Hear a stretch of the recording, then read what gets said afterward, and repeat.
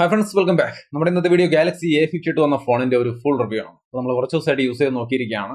എന്തെങ്കിലും ഇഷ്യൂസ് ഉണ്ടോ? 25-26 നിങ്ങൾ ഒരു ഫോൺ എടുക്കുമ്പോൾ, സാംസങ്ങിന്റെ ഫോൺ എടുക്കുമ്പോൾ ഒരു നല്ല എക്സ്പീരിയൻസ് ആണോ നിങ്ങൾ കാത്തിരിക്കുന്നത്? നിങ്ങൾ ദയവ് ചെയ്ത് കമ്പയർ ചെയ്ത് കേട്ടോ. റെഡ്മി റിയൽമി ആയിട്ട് കമ്പയർ ചെയ്തിട്ട് പ്രൈസ് കൂടുതലാണെന്നല്ല നമ്മൾ പറയുന്നത്. സാംസങ് എന്ന ബ്രാൻഡിന്റെ പ്രൊഡക്റ്റിന് ഇത്തിരി വില കൂടുതലായിരിക്കും, കാരണം അതിനുള്ള ബ്രാൻഡ് വാല്യൂ ആ പ്രൊഡക്റ്റിനുണ്ട്. സോ ആ ഒരു കാര്യങ്ങളൊക്കെ കൺസിഡർ ചെയ്തതിന് ശേഷവും ഈ ഒരു ഫോൺ വാങ്ങിച്ച് നമ്മൾ യൂസ് ചെയ്യുമ്പോൾ ഈ ഒരു ഫോണിനെ സംബന്ധിച്ച് യൂസേജിൽ എന്തെങ്കിലും ദോഷങ്ങളുണ്ടോ, അതേപോലെ എന്തൊക്കെയാണ് ഇതിന്റെ അഡ്വാൻറ്റേജ് ആയിട്ട് തോന്നിയത് തുടങ്ങിയ കാര്യങ്ങളാണ് നമ്മൾ ഈ ഒരു വീഡിയോയിൽ നോക്കാൻ പോകുന്നത്. നേരെ പിടി.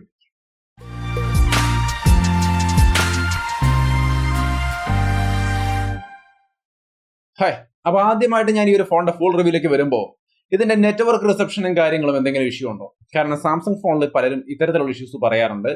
എന്നെ സംബന്ധിച്ച് ഇതിന്റെ വൈഫൈ സ്പീഡിൽ ഫസ്റ്റ് ദിവസങ്ങളിൽ കുറച്ച് ഇഷ്യൂ തോന്നിയായിരുന്നു. അതായത് നമ്മൾ യൂട്യൂബ് ഒക്കെ പ്ലേ ചെയ്യുമ്പോൾ അല്ലെങ്കിൽ വൈഫൈ ടെസ്റ്റ് നടത്തിയാൽ തന്നെയും മറ്റുള്ള ഫോണുകൾ നമ്മൾ 30 MB/s സ്പീഡ് കിട്ടുമ്പോൾ ഇതിൽ 10 MB കിട്ടുന്നുണ്ടായിരുന്നുള്ളൂ. അപ്പോൾ ഇത് എന്താണ് ഇഷ്യൂ എന്നൊരു കൺഫ്യൂഷൻ എനിക്ക് വന്നിരുന്നു. അത് സോഫ്റ്റ്വെയർ ബഗ് ആണെന്ന് തോന്നി. അതുകൊണ്ട് ഞാനൊരു ഒരു ഹാർഡ് റീസെറ്റ് ചെയ്ത് കഴിഞ്ഞപ്പോൾ സംഗതി നീറ്റായി വീണ്ടും കറക്റ്റ് ഫുൾ പവറിൽ നമുക്ക് വർക്ക് ചെയ്ത് തുടങ്ങി. പിന്നീട് അങ്ങോട്ട് ഒരു തരത്തിലുള്ള നെറ്റ്വർക്ക് ഇഷ്യൂ നമുക്ക് ഉണ്ടായിട്ടില്ല. സോ ഒരു തവണ അങ്ങനെ ഒരു ഇഷ്യൂ തോന്നിയപ്പോൾ ഒരു റീസെറ്റ് ചെയ്തപ്പോൾ ശരിയായി എന്നാണ് ഞാൻ പറയുന്നത്. അപ്പോൾ നിങ്ങൾക്ക് ആർക്കെങ്കിലും ഇത് വാങ്ങിച്ചിട്ട് ഇങ്ങനെ ഒരു ഇഷ്യൂ ഫേസ് ചെയ്യുന്നുണ്ടെങ്കിൽ റീസെറ്റ് ചെയ്യുക, സംഗതി ശരിയാവും. അല്ലെങ്കിൽ അതിൻ്റെതായ ഇഷ്യൂ വേറെ എന്തെങ്കിലും ആയിരിക്കും. ഞാൻ കൂടുതൽ പഠിക്കാൻ നിന്നില്ല. ഈസി ആയിട്ട് ഇത് ഒരു റിവ്യൂ യൂണിറ്റ് ആയതുകൊണ്ട് എനിക്ക് ധൈര്യമായിട്ട് റീസെറ്റ് ചെയ്യാൻ എൻ്റെ ഒരുപാട് ഡാറ്റാസും ഇതിനകത്തില്ല. അതുകൊണ്ട് ഞാൻ ഈസി ആയിട്ട് റീസെറ്റ് ചെയ്തു. സോ പ്രോബ്ലം സോൾവ് ആയി.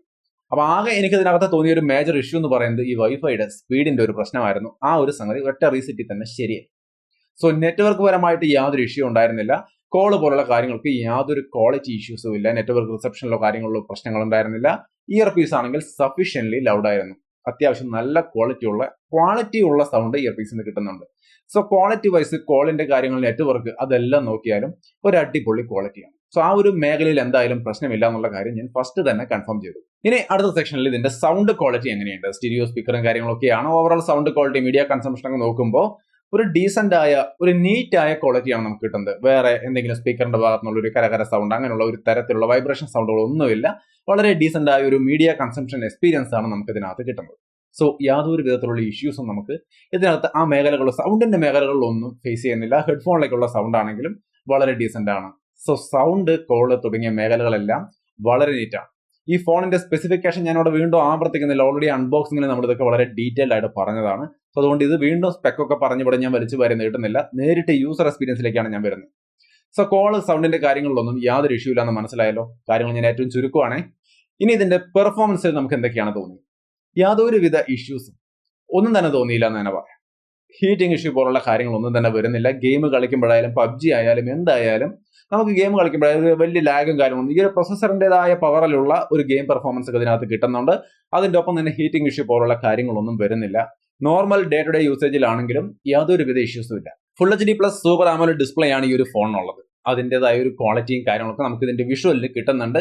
ഒപ്പം നല്ലൊരു എക്സ്പീരിയൻസും ഓവറോൾ റാം മാനേജ്മെന്റും കാര്യങ്ങളൊക്കെ വളരെ ഡീസന്റ് ആണ്. യൂസർ എക്സ്പീരിയൻസിൽ നമുക്ക് നോർമലി ഇങ്ങനെ ഒരു ബ്രൗസ് ചെയ്തുകൊണ്ടിരിക്കുമ്പോഴൊന്നും യാതൊരുവിധ ഇഷ്യൂസും ഈ ഫോണിനകത്തില്ല. സോ യൂസ് ചെയ്യാൻ യാതൊരുവിധ പ്രശ്നങ്ങളും ഇല്ല എന്നുള്ള കാര്യത്തിലും യാതൊരു ഡൗട്ടും വേണ്ട. ആ കാര്യത്തിൽ ഞാൻ കൃത്യമായിട്ട് തന്നെ ഇത്രയും ദിവസം യൂസ് ചെയ്യുമ്പോൾ നമുക്ക് ഫീൽ ചെയ്തത് വളരെ നല്ലൊരു സ്മൂത്ത് ആയ എക്സ്പീരിയൻസ് ആണ്. ഇതിന്റെ ഡിസ്പ്ലേയുടെ സൈസ് 6.5 ഇഞ്ച് ആണ്. ഒരു 5 ഹോൾ ക്യാമറ സെറ്റപ്പ് ഒക്കെയാണ് ഇതിൽ വരുന്നത്. ഇൻഫിനിറ്റി O ഡിസ്പ്ലേ ആണ്.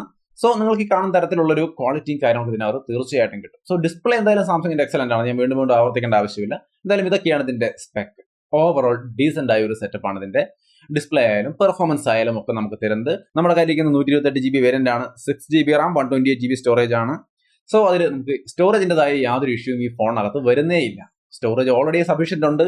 മെമ്മറി കാർഡ് ഇടാം, വേണമെങ്കിൽ OTG കണക്ട് ചെയ്യാം. സോ എല്ലാ തരത്തിലും ഇത് ആ മേഖലയിലും ഒരു പെർഫെക്റ്റ് ആണെന്ന് നമുക്ക് തീർച്ചയായിട്ടും പറയാൻ സാധിക്കും. ഇനി ഇതിന്റെ സാർ വാല്യൂ പോലുള്ള കാര്യങ്ങൾ അറിയാന്നുണ്ടെങ്കിൽ 0.460 ആണ് head sir value.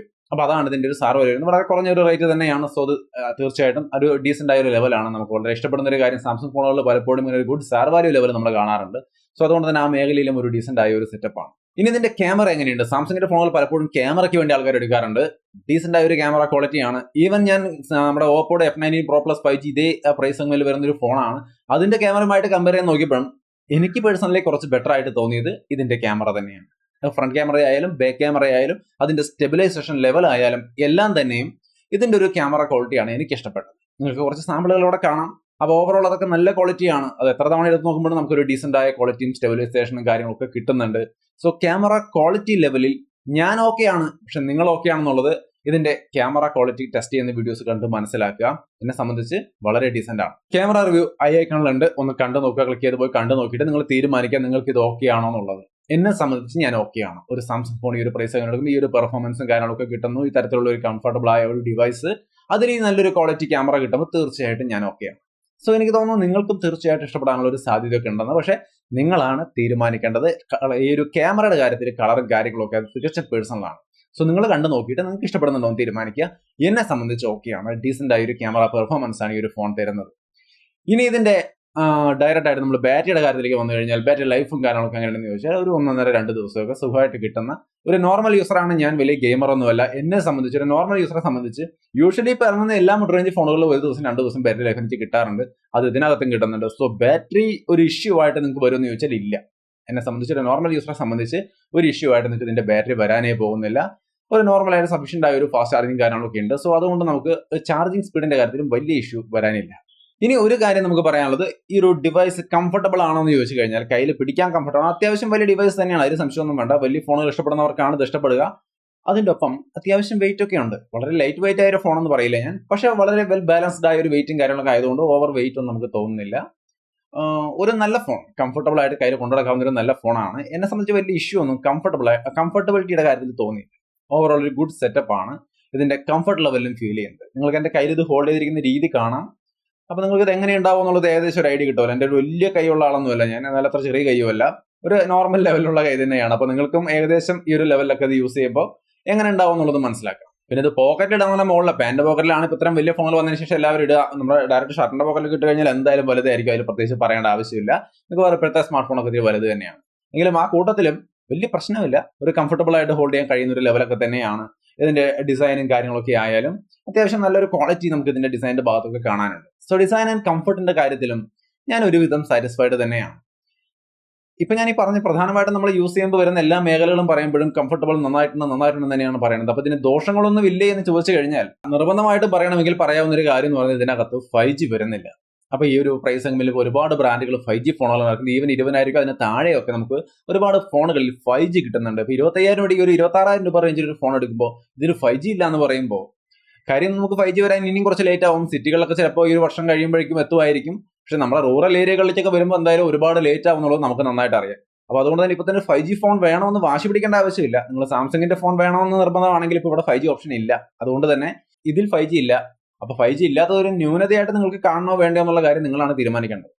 Samsung phone എടുക്കണമെങ്കിൽ വേറെ ഓപ്ഷൻ ഇല്ലാത്തത് കൊണ്ട് ഈ 4G തന്നെ എടുക്കേണ്ടി വരും. അപ്പോൾ അത് വേണമെങ്കിൽ നിങ്ങൾക്ക് ഒരു നെഗറ്റീവായിട്ട് അല്ലെങ്കിൽ പോരായ്മയായിട്ട് കരുതാം. ഡിവൈസിന് അപ്പോഴും വേറെ കംപ്ലൈൻസ് ഒന്നുമില്ല. കണക്ടിവിറ്റി ഒക്കെ ഉള്ള കണക്ടിവിറ്റി എന്തായാലും അടിപൊളിയാണ്. കരിയർ അഗ്രിഗേഷൻ പോലുള്ള സംവിധാനങ്ങളെല്ലാം ഉണ്ട്. ഓവറോൾ ഒരു ഗുഡ് സെറ്റപ്പ് ആണ് ഈ ഫോൺ. സത്യത്തിൽ ഈ വീഡിയോ ഇത്രയേ ഉള്ളൂ, കൂടുതലൊന്നുമില്ല. കാരണം ഓവറോൾ എല്ലാ മേഖലയിലും ഇത് ഡീസന്റ് ആയിട്ടുണ്ട്. എന്നെ സംബന്ധിച്ച് വളരെ സാറ്റിസ്ഫൈഡ് ആണ് ഗാലക്സി A52 കാര്യം. നിങ്ങൾക്കൊരു സാംസങ് ഫോൺ എടുക്കണം എന്നുണ്ടെങ്കിൽ ധൈര്യമായിട്ട് എടുക്കാമെന്ന് തന്നെയാണ് തോന്നുന്നത്. ബട്ട് നിങ്ങളാണ് ചിന്തിക്കേണ്ടത്. ആലോചിച്ച് നോക്കാം. ഞാൻ ഈ പറഞ്ഞ കാര്യങ്ങളെല്ലാം ഓക്കെ ആണെന്ന് പറയുമ്പോഴും നിങ്ങൾ ആലോചിച്ച് നോക്കുക, നിങ്ങൾക്ക് ഇത് വേണോ വേണ്ടയോ. ഇതിനേക്കാൾ നല്ല പ്രൊസസ്സറും പെർഫോമൻസും ഉള്ള ഡിവൈസുകൾ 20,000 താഴെ വരെ ഇപ്പൊ ലാസ്റ്റ് റീസെന്റ് ലോഞ്ച് ചെയ്ത പോക്കോ S3 Pro ഒക്കെ നോക്കിക്കഴിഞ്ഞാൽ സ്നാപ്ഡ്രാഗൺ 860 ഒക്കെ വെച്ചുകൊണ്ട് 20,000 താഴെ ഇറങ്ങിയിരിക്കുന്ന ഫോണുകളാണ്. ഹെവി പെർഫോമൻസ് ഉള്ള ഫോണുകളൊക്കെയാണ് ഇറങ്ങിയിരിക്കുന്നത്. സോ അതൊക്കെ കൺസിഡർ ചെയ്യുക. ബട്ട് സാംസങ്ങിന്റെ ഫോൺ ആണെങ്കിൽ തീർച്ചയായിട്ടും നന്നായിട്ടുണ്ട്. അതാണ് എന്റെ ഈ ഒരു ഫോണിനെ കുറിച്ചുള്ള അഭിപ്രായം. വീഡിയോ ഇഷ്ടപ്പെട്ടാൽ ലൈക്ക് ചെയ്തും ഷെയർ ചെയ്തൊക്കെ നമ്മളെ സപ്പോർട്ട് ചെയ്യുക. വീണ്ടും ഒരു വീഡിയോ ആയിട്ട് കണ്ടുമുട്ടാം. ബൈ.